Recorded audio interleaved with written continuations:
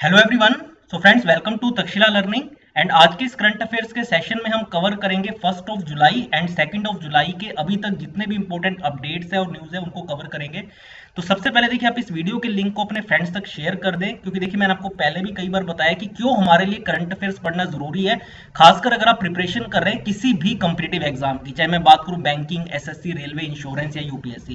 क्योंकि अगर आप प्रीवियस ईयर पेपर्स को उठा के देखेंगे, खासकर अगर मैं बात करूं बैंकिंग और इंश्योरेंस एग्जाम्स में, तो देखिए आपको जो जनरल अवेयरनेस का सेक्शन आता है मेंस के अंदर, उसमें आपको मेजॉरिटी ऑफ क्वेश्चंस जो है वो करंट अफेयर्स से ही देखने को मिलेंगे। इसके अलावा यूपीएससी के अंदर भी आपको पता होगा, और एसएससी, रेलवे एग्जाम्स की जहां तक बात है तो उसके जनरल साइंस का जो सेक्शन होता है उसमें पहले क्या होता था, ज्यादातर क्वेश्चन हिस्ट्री, सिविक्स, ज्योग्राफी, ठीक है, इकोनॉमिक्स, इनसे ज्यादा पूछे जाते थे। बट अब अगर आप देखेंगे जो भी सीजीएल 2019 या 18 का पेपर देखेंगे, तो आपको अराउंड 25 में से 5 से 7 क्वेश्चंस करंट अफेयर से भी देखने को मिलेंगे। तो इसलिए इंपॉर्टेंस आज के टाइम पे हर एग्जाम के लिए है करंट अफेयर्स की। इसके अलावा अगर आप इंटरव्यू भी देने जा रहे हैं, खासकर अगर मैं बात करूं पीओ पोस्ट के लिए इंटरव्यू रहता है या यूपीएससी के अंदर, तो वहां पर भी हो सकता है इंटरव्यूअर आपकी करंट अफेयर्स की नॉलेज को चेक करें। तो उस केस में आपको ये करना है, सिंपली हमारे इस चैनल को सब्सक्राइब करना और नोटिफिकेशन बेल को भी अगर आप प्रेस करेंगे तो जैसे ही हमारी वीडियो आती है उसका आपके पास अपडेट भी आएगा। क्योंकि हम यहाँ पे सिर्फ वही करंट अफेयर्स को कवर करते हैं जो देखिए एग्जाम में जिनसे क्वेश्चंस पूछे जाते हैं, ठीक है ना। क्योंकि अगर आप न्यूज़पेपर पढ़ेंगे तो उसमें बहुत सारी ऐसी भी न्यूज होती है जिसमें ऑब्वियस सी बात है क्वेश्चंस बनने के कोई भी चांसेस नहीं होते। तो यहाँ पे हम सिर्फ एग्जाम ओरिएंटेड ही न्यूज को कवर करते हैं। तो चलिए आज स्टार्ट करते हैं आज का ये अपडेट्स को। तो पेन एंड पेपर आप लेके बैठे ताकि जो भी इंपॉर्टेंट चीजें उनको आप नोट डाउन करते चले। तो इसमें देखिए सबसे पहला है रशियन प्रेसिडेंट जो एट प्रेजेंट है वहां के Vladimir Putin records resounding victory in presidential polls. Basically देखिए वहां पे कॉन्स्टिट्यूशनल अमेंडमेंट किया गया था और उसके रिगार्डिंग ये नेशन वाइड रेफरेंडम था, पोलिंग थी, जिसमें उनको काफी बड़ी विक्ट्री मिली है। और अब इस विक्ट्री के बाद बेसिकली वो 2036 तक जो है वो रशिया के प्रेसिडेंट बने रह सकते हैं, ठीक है। So President Vladimir Putin has won a resounding victory in his bid to stay in power until the middle of the next decade। जैसे मैंने आपको बताया 2036 तक अब वो वहां के प्रेसिडेंट बने रह सकते हैं। As Russians voted overwhelmingly to endorse the country's political status quo according to preliminary results। और जो भी इसके रिजल्ट आए हैं जो वोटिंग के, उसके अकॉर्डिंग जो है उनको काफी बड़ी विक्ट्री मिली है। और अब वो नेक्स्ट डेकेड यानी 2036 तक, जैसे मैंने आपको बताया, वो रशिया के जो है प्रेसिडेंट बने रह सकते हैं। और इसी के लिए बेसिकली अमेंडमेंट भी किया गया था कि क्योंकि बेसिकली वैसे तो उनकी टर्म अब खत्म होने वाली थी, लेकिन वो आगे भी बने रह पाए, इसलिए जो है अमेंडमेंट करके पूरे रशिया के अंदर रेफरेंडम कराया गया था। So Russians went to the polls to cast ballots in a nationwide referendum on constitutional amendments. और इस वोटिंग में जीत के बाद हम कह सकते हैं कि जो वहां के प्रेसिडेंट है व्लादिमीर पुतिन है वो 2036 तक वहां के हेड ऑफ द स्टेट बने रह सकते हैं। सो रशिया सेंट्रल इलेक्शन कमीशन जो मेन देखे जिसने पूरे कराया था रेफरेंडम, उन्होंने जो प्रिलिमिनरी टैली रिलीज की है of results as poll closed after processing 50% of ballots, saying 76.24% of the citizens who voted supported the amendments. और अराउंड जब उन्होंने देखिए बैलेट्स के रिजल्ट डिक्लेयर किए तो उन्होंने कहा कि 76.24% लोगों ने इसका सपोर्ट किया, इस अमेंडमेंट का, जिसके तहत जो है रशिया के प्रेसिडेंट की टर्म जो है एक तरीके से 2036 तक जो है वो एक्सटेंड हो गई है, ठीक है ना। तो चलिए, एक इंपॉर्टेंट था जियो पॉलिटिक्स से रिलेटेड न्यूज थी, क्योंकि रशिया जो है इंडिया के रशिया से काफी अच्छे रिलेशन है। खासकर डिफेंस की बात करें तो इंडिया ऑलमोस्ट जो अभी तक डिफेंस के इक्विपमेंट्स खरीदता है तो वो रशिया से ही खरीदता है। तो इसलिए वहां की जो भी इंपॉर्टेंट इस तरीके के चेंजेस होते हैं वहां के प्रेसिडेंट अगर से रिलेटेड जो भी कॉन्स्टिट्यूशनल अमेंडमेंट की बात अगर हम करें तो इंडिया के पॉइंट ऑफ व्यू से काफी इंपॉर्टेंट है। तो इसलिए मैंने आपके साथ डिस्कस किया है। तो ये है, आप देख सकते हैं रशिया के प्रेसिडेंट व्लादिमीर पुतिन।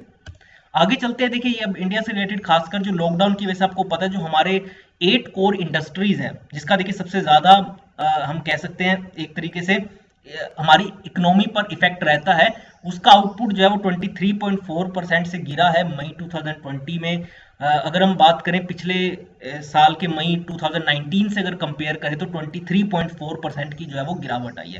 और आपको रीजन पता ही है कि लॉकडाउन अभी भी, ठीक है कि इसमें अब हम ईज आउट कर रहे हैं रिस्ट्रिक्शंस को, बट स्टिल अभी भी बहुत जगहों पे रिस्ट्रिक्शंस है। इसके अलावा जो डिमांड होती है वो भी बहुत कम है, क्योंकि देखिए ऑब्वियसली बात है, आप किसी भी चीज की प्रोडक्शन तभी करते हैं जब उसकी डिमांड हो, बट अगर डिमांड ही कॉन्ट्रैक्ट कर जाए तो ऑब्वियसली बात है प्रोडक्शन में भी गिरावट आएगी। तो इसलिए अगर हम बात करें तो 8 कोर इंडस्ट्रीज में जो है गिरावट देखने को मिली है 23.4% की। So the output of 8 core infrastructure industry shrank by 23.4% in May due to the corona virus induced lockdown, जैसे मैंने आपको बताया। और एक ग्रोथ रेट जो है index of 8 core industries for May 2020 decline by 23.4%। ये प्रोविजनल डाटा है basically, compare to decline of 37% in the previous month of April 2020। अगर हम बात करें अप्रैल 2020 के डाटा की बात करें, तब तो देखिए 37% का जो है डिक्लाइन आया था। तो ये अब देखिए, अब जैसे से अगर आप देखेंगे मई मंथ में जो है रिस्ट्रिक्शंस को ईज आउट करने के बाद ये परसेंटेज जो है ये जो डिक्लाइन की वो घटी है, पहले 37% से अब कितने पे आ गई, 23.4% पे। तो एक अच्छी चीज है और उम्मीद करते हैं देखिए अब जो अगला डाटा आएगा जून मंथ का, जुलाई मंथ का, तो ये जो फिगर है 23.4% की जो डिक्लाइन की ग्रोथ बेसिकली है, डिक्लाइन हुई है जो प्रोडक्शन, उसमें जो है और गिरावट आएगी। ठीक है, सो अगर हम क्यूमुलेटिव ग्रोथ रेट की बात करें अप्रैल से मई में, तो वो देखिए 30% है बेसिकली, क्योंकि आपको पता है अप्रैल में भी डिक्लाइन था, मई में डिक्लाइन है लेकिन कम है। मई में 23.4% का डिक्लाइन है, जबकि अप्रैल में तो जब प्रॉपर पूरा लॉकडाउन था तो तब तो 37% का डिक्लाइन था। तो उसमें कितने की इंप्रूवमेंट आई है अप्रैल से मई मंथ की अगर हम बात करें तो 30% की। और अगर हम बात करें total items included in the IIP, जिसे हम कहते हैं इंडेक्स ऑफ इंडस्ट्रियल प्रोडक्शन, उसकी 8 जो हमारी 8 कोर इंडस्ट्रीज है उसका देखिए कितना परसेंट रहता है इस ओवरऑल जो है प्रोडक्शन के अंदर, या ओवरऑल जो इनका कंट्रीब्यूशन की बेसिकली मैं बात करूं, ठीक है ना, कंट्रीब्यूशन ज्यादा इंपॉर्टेंट है बोलना, तो कंट्रीब्यूशन जो 40.27% का रहता है, ठीक है ना, आउट ऑफ द टोटल। तो आप देख सकते हैं कि क्यों ये हमारी जो 8 इंडस्ट्रीज है वो क्यों इतनी इंपॉर्टेंट है और इसकी ग्रोथ या डिक्लाइन क्यों इतनी मैटर करती है हमारी इकोनॉमी पर। और ये कौन सी 8 कोर इंडस्ट्रीज आपको पता होनी चाहिए, एक तो कोल जिससे देखिए हमारी पूरी इलेक्ट्रिसिटी प्रोड्यूस होती है, देन क्रूड ऑयल जो कि देखिए हम एक तो बाहर से ज्यादातर इंपोर्ट करते हैं, और कुछ हमारा विद इन कंट्री भी हम जिसे एक्सट्रैक्ट करते हैं, जिससे देखिए जो है फिर पेट्रोल और डीजल फिर हमारा उसे हम रिफाइन करके यूज करते हैं, फिर नेचुरल गैस जिसे देखिए एलपीजी वगैरह सिलेंडर्स में यूज किया जाता है, फिर रिफाइनरी प्रोडक्ट्स हो गए, फर्टिलाइजर्स जो कि देखिए एग्रीकल्चर में बहुत बड़े स्तर पे यूज होता है, स्टील, सीमेंट, इलेक्ट्रिसिटी, ये हमारी 8 कोर इंडस्ट्रीज है जिनका कंट्रीब्यूशन जब वो लगभग 40.27% रहता है। और इनमें का डिक्लाइन होगा तो ऑब्वियसली बात है कि हमारी इकोनॉमी पर भी आपको भी जब इसके डाटा आएंगे जीडीपी के तो आपको असर दिखेगा। ठीक है, तो ये देख सकते हैं किस तरीके से यहाँ पे प्रोडक्शन होती है इंडस्ट्रीज के अंदर।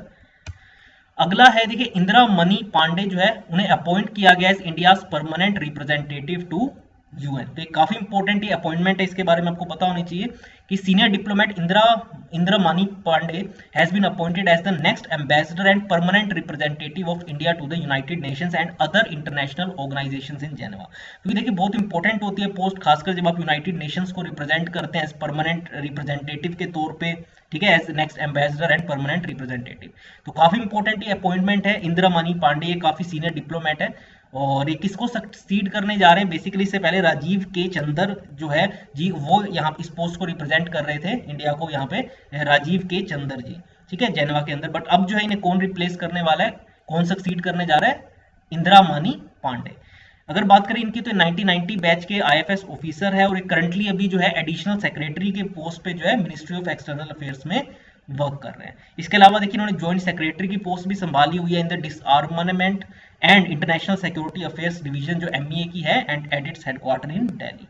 तो जो डिसआर्मामेंट है और इंटरनेशनल सिक्योरिटी अफेयर्स से रिलेटेड जो डिवीजन है उसके ज्वाइंट सेक्रेटरी भी रह चुके हैं। तो आप ये देख सकते हैं ये है बेसिकली इंदिरा मनी पांडे। आगे चलते हैं नेशनल डॉक्टर्स डे की अगर बात करें तो देखिए कल का है ही, बट मैंने आपको कहा था कि आज मैं इसके बारे में डिटेल आपको बताऊंगा कि इसका थीम क्या है और बाकी सब चीजें। पहले तो देखिए आपको इसकी इंपॉर्टेंस पता होनी चाहिए, आज के टाइम पे ये बहुत ज्यादा रेलेवेंट हो जाता है कि जो पूरा कोविड-19 पेंडेमिक है उसके अगर कोई फ्रंट लाइन वर्कर्स है जो इसके साथ डील कर रहे हैं, जो सबसे ज्यादा देखिए रिस्क में काम कर रहे हैं, वो डॉक्टर्स है, नर्सिस है और पैरामेडिक स्टाफ है। सो नेशनल डॉक्टर्स डे आज के टाइम पे और ज्यादा इंपॉर्टेंट हो जाता है, is observed every year on July 1 to thank physicians and doctors for the dedicated services to patients। और ये एक अपॉर्चुनिटी है कि हम एक्सप्रेस करें gratitude towards doctor and their huge contribution to the medical advancement. और अगर बात करें डेडिकेटेड, सिर्फ ये मेडिकल प्रोफेशनल्स को इसलिए भी है क्योंकि वो देखिए बहुत ज्यादा मेहनत करते हैं और सर्व करते हैं पेशेंट्स को round the clock to save lives, और हमारी लाइफ्स को बचाने में सबसे ज्यादा रोल जो है वो डॉक्टर्स का ही होता है। तो इसलिए उनके कंट्रीब्यूशन को एक तरीके से ग्रेटिट्यूड एक्सप्रेस करने का ये डे है। और क्यों ये 1 तारीख को मनाया जाता है ये भी मैं बता देता हूँ, बट उससे पहले आपको थीम पता होना चाहिए कि इस साल का थीम क्या है, लेसन द मोर्टेलिटी ऑफ कोविड-19। तो कोविड-19 को देखते हुए इसका थीम डिसाइड किया गया है कि कम से कम मोर्टेलिटी हो इस वायरस की वजह से, यानी जो लोग इससे अफेक्टेड है कम से कम जो है लोगों की इससे डेथ हो। तो ये इस कार का थीम है और आपको पता है इसमें सभी के सभी हमारे जो डॉक्टर्स हो गए, पैरामेडिक स्टाफ, नर्सिस, वो सारे इसमें देखिए पूरा 100% कॉन्ट्रीब्यूशन भी दे रहे हैं। और ये क्यों 1 जुलाई को सेलिब्रेट किया जाता है या ऑब्जर्व किया जाता है, इसका रीजन यही है कि जो लेजेंडरी फिजिशियन थे और second chief minister of West Bengal doctor Bidhan Chandra Roy, उनके जो है उनको ऑनर करने के लिए जो है ये 1 जुलाई को नेशनल डॉक्टर डे जो है वो ऑब्जर्व किया जाता है। ठीक है। और आखिरी आज का हमारा किरण रिजिजू जो हमारे स्पोर्ट्स मिनिस्टर है, उन्होंने लॉन्च किया है NADA app for athletes to stay updated about bad substances. क्योंकि देखिए आपको पता है जो डोपिंग टेस्ट में कई बार कुछ हमारे एथलीट्स पॉजिटिव भी पाए जाते हैं, उसका रीजन ये है कि कुछ ऐसे सब्सटेंसेस होते हैं, कुछ फॉर एग्जांपल अगर आप कोई मेडिसिन ले रहे हैं तो ये देखिए इनके लिए जो एथलीट्स जो लेते हैं और जो बाकी हम एज अ कॉमन मैन लेते हैं उसमें बहुत फर्क होता है। क्योंकि कुछ ऐसे बैंड सब्सटेंसेस होते हैं जो कि आपको नहीं लेने होते, जो एज अ जनरली हम कई बार एज अ ड्रग ले लेते हैं, कोई मेडिसिन जैसे किसी दवा की ले लेते हैं, बट इनके लिए देखिए वो बैंड होता है। क्योंकि वो देखिए कहीं ना कहीं जब डोपिंग टेस्ट में उनका जब रिजल्ट पॉजिटिव आता है तो उनके आगे करियर पे उसका इफेक्ट पड़ता है। तो इसलिए कई बार जो है ना जानते हुए भी इस फैक्ट्स के बारे में जो कुछ लोग इन सब्सटेंसेस को कंज्यूम कर लेते हैं, उनको नॉलेज नहीं होती, तो इसलिए अवेयरनेस फैलाने के लिए भी जो है इसके ये जो ऐप लॉन्च किया गया है। So sports minister Kiren Rijiju unveiled national anti doping agencies first mobile app to provide information about prohibited substance and their inadvertent use. तो इसके जो यूजेज है उसको रोकने के लिए खासकर जो हमारे एथलीट्स हैं उनके लिए इसको लॉन्च किया गया है। This initiative is an important step towards dope free sports. ठीक है। और इसका मेन एम यही है कि जो एथलीट्स और नाडा के बीच में एक तरीके का जो गैप है उसको ब्रिज करने का भी तरीका है, ताकि जिन लोगों को इसकी इंफॉर्मेशन नहीं है इन बैड सब्सटेंसेस की, उन तक भी इस इंफॉर्मेशन को पहुंचाया जाए और इजी एक्सेसिबल इंफॉर्मेशन उनके पास हो on various aspects of sport and most important about prohibited substances and their inadvertent use which may affect the career of athletes। और इसकी वजह से देखिए आपको पता है इन पर बैन लगता है कभी 1 साल 2 साल का, तो इससे देखिए उनके करियर पर भी इफेक्ट पड़ता है। तो इससे के थ्रू, इस ऐप के थ्रू जो है स्मूथर क्विकर प्रोसेस रहेगा of dope test for athletes. The app allows a doping control officer to record their ability to conduct test through this app. और ऐप के थ्रू जो है आप उनसे कंसल्ट भी कर सकते हैं, जो डोपिंग के जो कंट्रोल ऑफिसर होते हैं उनसे जो है सजेशंस भी ले सकते हैं। क्लियर? तो आप ये देख सकते हैं ये हमारे स्पोर्ट्स मिनिस्टर है किरण रिजिजू। और ठीक है, तो आई होप सो देखिए आज के हमारे इंपॉर्टेंट अपडेट्स में आपको जितने भी थे मैंने कोशिश की आपके साथ कवर करी।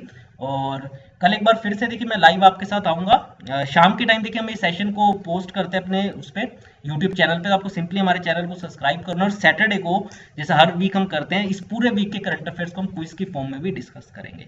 इसके अलावा हम जल्दी जो है एसएससी का क्रैश कोर्स भी लेके आ रहे हैं, जहाँ पे क्योंकि अब आपको पता है सीजीएल का रिजल्ट आ चुका है, टीयर 1 का 2020 का भी सीजीएल का जो एग्जाम है अब वो लाइंड अप है। उम्मीद है कि वो उसकी नोटिफिकेशन भी आएगी, तो अगर आप उसकी प्रिपरेशन कर रहे हैं तो उसके लिए आपके लिए हम ये कोर्स लेके आ रहे हैं। तो आपको बस हमारे साथ जुड़े रहना है इसी तरीके से। तो आज की इस वीडियो में इतना ही। Thanks a lot for watching this video.